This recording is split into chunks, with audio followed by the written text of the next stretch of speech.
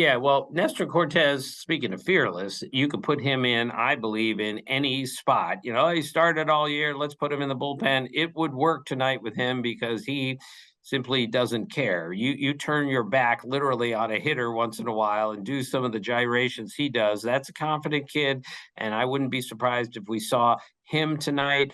And I'm with you on this bullpen, but I think they're going to tell Jamison Tyone, we know this is a winner take all game, but we're going to need you to go as deep as you can.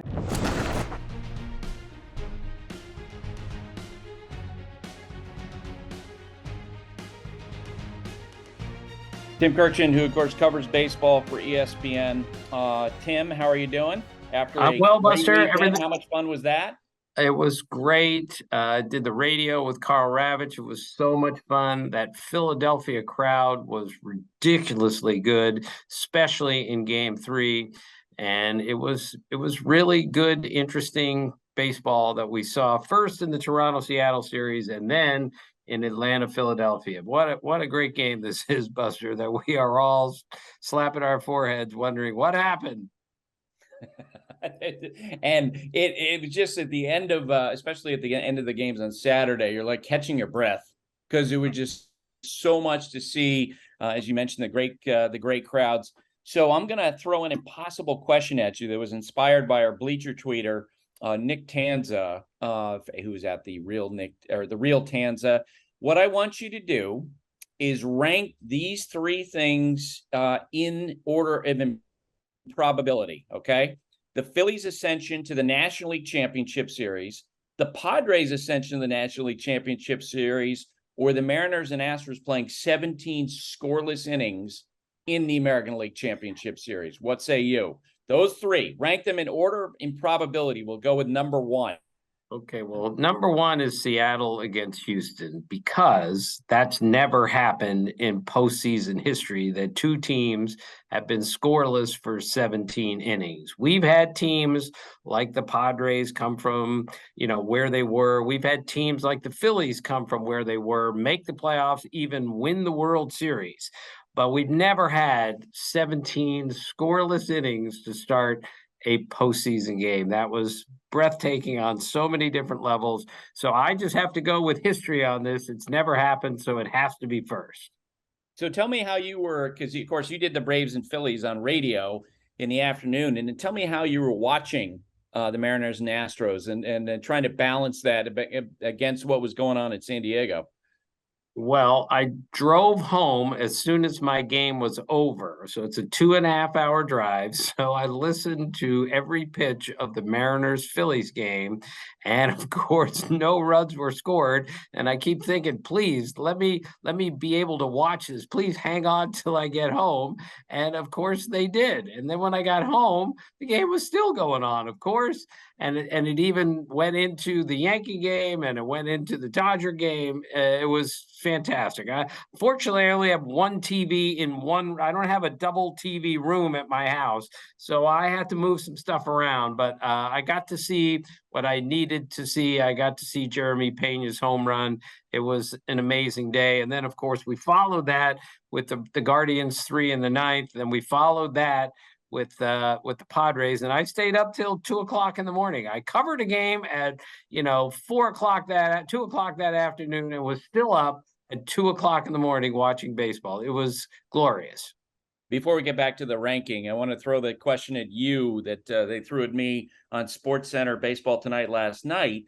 As we move forward now with the Mariners, where does this franchise stand after getting into the Division Series and being eliminated by the Astros? Well, I was really impressed with what I saw from the Mariners in my covering the wild card series. George Kirby is a really good young pitcher who's only going to get better from here.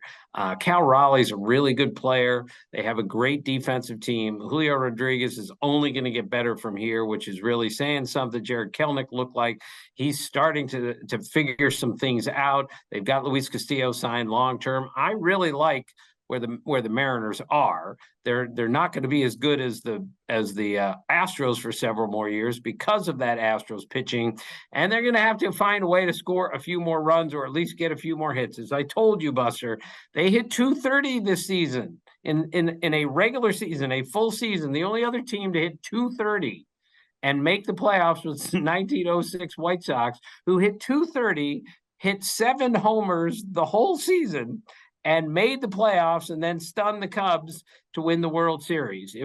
That's what the Mariners have to do, is find a way to get a few more hits next year on top of all the other things they do really well. I think the Mariners are now where the Astros were in 2015, where you're right on the cusp of a long run where we're going to see the Mariners in the postseason a lot. And a lot of that, of course, is built around Julio Rodriguez and how great he is and how great he's going to be going forward. Okay, what was more improbable, the Phillies' ascension to the NLCS or the Padres' ascension to the NLCS? Boy, that's an absolute tie. I'm going to go with the Phillies because they won 87 games. They finished 14 games behind 2 other teams in their division. It's never happened before that 2 teams won 100 games in a division, and the third place team in the division advanced past them into the league championship series. So I love what I saw from the Phillies. I'm not suggesting in any way they didn't deserve this, because they did. And the Padres story is fantastic, but I'm going to say the Phillies beating the Braves, who were the defending world champions and lost to them by 14 games this year. I would put that second, very, very close second over third, which of course, Buster, the Padres finished 22 games behind the Dodgers. The Padres got clobbered in the regular season by the Dodgers. The Dodgers have a better team, but the Padres played better when it really mattered.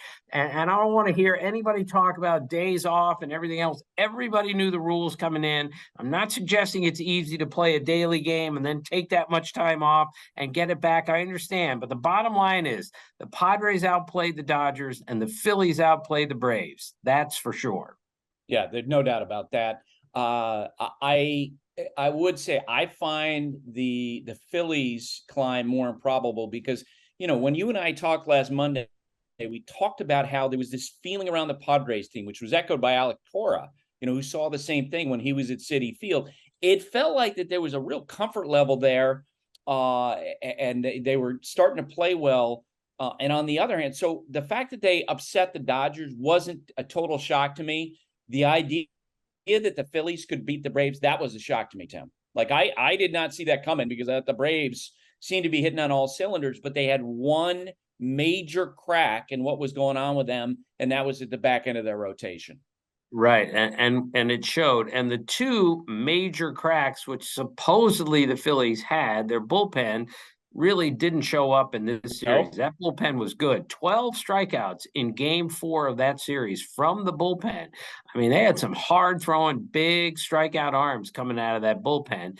And the other thing is their defense, which we all know at one point this year was not very good. And at times, even in this series, they made some simple mistakes. But in the end, their defense showed up. Bryson Stott, by the way, Buster, is a really good young player. He's got a really good idea what he's doing. And add all that into the Phillies were away from home for 17 days. They ended the regular season on the road, then went to St. Louis, then went to Atlanta, 17 straight days. Bryson Stott told me, he said, all the clothes that I have, I took with me on the road trip. I don't have any more clothes. So everything that was in my house/apartment went into my suitcase and I took it on the road. There was nothing left at home when I got there because I took it all with me.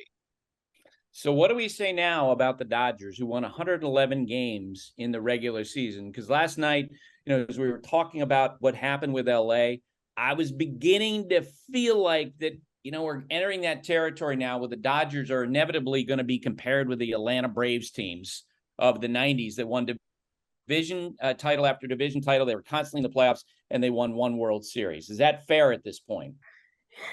Yeah, we're getting close to that. I mean, the Braves won 14 division titles in a row. The last 10 years for the Dodgers has been indescribably good. And to only win 1 World Series in a 10-year period just doesn't follow with the talent that they have. So anyone, we talked about, is this a dynasty? Well, they had to win the World Series this year to really be called dynasty. But you win this many games and play this well for 10 years and only win once, that is weird. And I think in the end, Buster, it came down to, we questioned their bullpen going into the postseason, and the bullpen showed up as not a strong point on their team. I know it was during the regular season, but with some guys left off the roster, and it just didn't work against the Padres, who threw up a 5 spot against that pen and ended up winning that series. I think the one thing that, reminded of every year, I do believe that the teams that rely on a wider range of pitchers and rely on that, that chain of relievers where the ball's handed from one pitcher to another, there inevitably is a weak link in that sort of strategy. I was getting, texts from folks with other teams who were noting that it's really difficult to carry that off in these high pressure games. You buy that?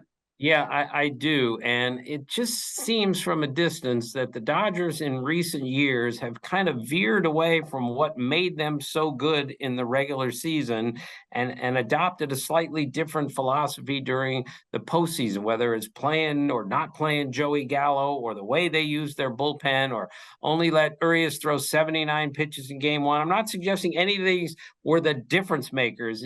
I always think if you win 111 games, you should follow basically the exact same formula that you did in the regular season, because that should carry you in the postseason. All right, give me a quick answer to this question. Who's the shortstop of the Atlanta Braves next season? Dansby Swanson is going to be the shortstop, and that's the only quick answer I have, and I'm not certain of that by any means, but I got a good look at him again, and that guy's great. He's a great defender. He's the leader of that team, and even though he didn't have a big offensive series, I have trouble seeing them moving forward without him. That's how important he is to them. But with all these free agents out there and all these big market teams that need a shortstop, Dansby's going to get even more from the Braves if he stays. And I think he's going to stay, but note my hesitation. Give me 45 seconds on this. Which team represents a greater threat to the Astros, the Yankees or the Guardians? I'm going to say it's still the Yankees, because even though pitching and defense win in the postseason and the Guardians can do both, I still think there's that whole rivalry factor. I think the Yankees with Garrett Cole and the rest of that starting pitching can match up basically with the starting pitching, at least, of the Astros, or at least come close. And I just think the judge and power factor is something that the Guardians don't have. So it's close. I can see the Guardians giving a hard time to anyone at this time of year, but I'll take the Yankees. I can't wait for the game tonight because, and we won't get too deeply into it, because by the time some people listen to this, the game may be underway or it might be over. But I'm fascinated by this game 5 because of the respective circle of trust that each manager seemed to have with the pitchers they could use tonight. On one hand, Terry Francona has all of his key relievers rested for the last 2 days, like all the big guys. So Aaron Savali, if he runs into trouble, I think at that point, Terry Francona will rely on guys he's relied on the whole year, maybe a little bit longer. Maybe those guys at the back end of his bullpen will account for 5 innings tonight. But on the other hand, with Aaron Boone, it feels like a very different circle of trust. He's going to start Jameson Taillon, and I'm sure that the Matt Blake, the Yankees pitching coach, is going to have his hand on the bullpen phone as soon as the game starts if there's any issue with Taillon. But the circle of trust for Aaron Boone, I feel like tonight, will involve Wandy Peralta, who, as you know, the Yankee staff look at this guy as being the most fearless pitcher, afraid of nothing. Forget the fact that he's pitched the last few days. They're not going to worry about that. He's going to pitch tonight. Jonathan Loaiza, who's looked better, is going to pitch tonight. And I also think Nestor Cortez, Tim, has a chance to play a major role in this game just because of how much trust they have in him. What do you think? Yeah, well, Nestor Cortez, speaking of fearless, you could put him in, I believe, in any spot. He started all year. Let's put him in the bullpen. It would work tonight with him because he simply doesn't care. You turn your back literally on a hitter once in a while and do some of the gyrations he does. That's a confident kid, and I wouldn't be surprised if we saw him tonight. And I'm with you on this bullpen, but I think they're going to tell Jamison Tyone, we know this is a winner take all game, but we're going to need you to go as deep as you can. We're not going to risk it, but I think they have to tell him, look, we've got bullpen options, but we need you, just like we needed Garrett Cole, to go as long as you can go. So sure, Matt Blake is going to be ready to call the bullpen, but I think Jamison Tyone's going to go out there knowing I got to do, at least as far as volume goes, something close to what Garrett Cole did last night. Yeah, and I think they would love for that to happen. The one thing and I remember a conversation I had with John Smoltz 15 years ago, and he talked about in the postseason, it's the guys who miss bats who ascend. And I feel like as this game starts, you will see Aaron Boone manage aggressively, in part because Tyone doesn't really miss bats, 7.7 strikeouts per 9 innings. So if the Guardians start to, put runners on base, I don't think Boone will wait that long. I don't, but we'll see how it plays out. I wanted to ask you about some of the resistance that Aaron Boone's kind of seems to be bumping into with some of his players. Clay Holmes made clear he disputed Boone's public stance. He wasn't available for Game 3. Luis Severino seems to question Boone's decision about Holmes in Game 3. Then Boone shook up his lineup in Game 4. After Isaiah Kiner Falefa was benched, he told reporters that sitting on the bench stunk, saying it is what it is, before adding that he's glad they got the win. So it feels like that there's a lot going on here for Aaron Boone, Tim. Well, it feels that way because it is that way. And when you have your former closer who's still your closer when he's healthy, questioning the manager, and you bench your starting shortstop, even for one game, to put a rookie in there who hadn't even played 30 major league games. That's unusual for a player to be playing in an elimination game at a position when he's only played 30 games there. But this is where Aaron Boone has had to try some things because things just haven't gone particularly well since that 52-18 start. He's had to do an awful lot of stuff, and he's continuing to juggle here just to get to the next round. And if they do get to the next round and face the Astros, you got to think there's going to be a lot more juggling going on for Aaron Boone, so he had better get used to it. Well, the one thing I'd say to IKF or other players in that team, like Aaron Boone, if he's making a choice here, it's because he legitimately believes this gives his team the best chance to win based on what he's seen in the moment. Boone, Tim. Oh, absolutely. Look, Aaron Boone comes across as a really nice guy, which we all know that he is, but there's an inner competitiveness to him that he has no interest in not winning this series, and he's going to do whatever it takes. If he ruffles a few feathers deep down inside, I don't think he cares. No, I agree with you. All right, Tim, thanks for doing this. Enjoy tonight. Enjoy this week. I know you're going to be on baseball tonight. All right, Buster. Thank you. See you guys. Thank you for watching ESPN on YouTube. For live streaming sports and premium content, subscribe to ESPN+.